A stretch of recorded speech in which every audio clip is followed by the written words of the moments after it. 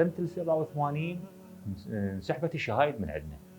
ال 87 الشهاده الجنسيه انسحبت، قالوا الا تقدمون على التجنس.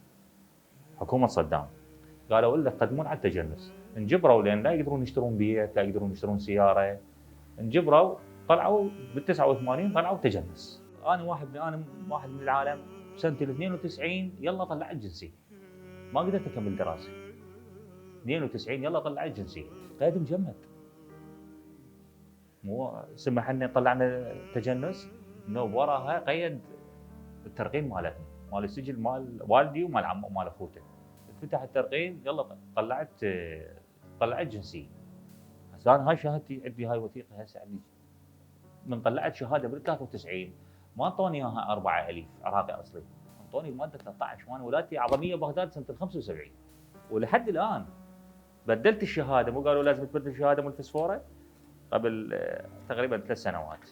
رحت همينه شعبه الاجانب انطوني نفس الشهاده، اما الماده 13. قلت لهم ليش؟ انا مو عراقي، ولادتي عظميه، صدام وراح، المفروض تمنحوني الجنسيه.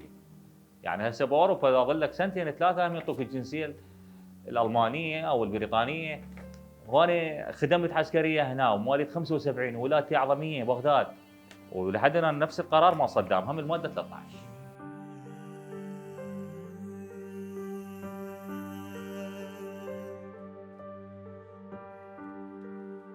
وانا خدمت هنا وشفنا معاناه يا معاناه هنا، تالي متالي هاي الوضعيه.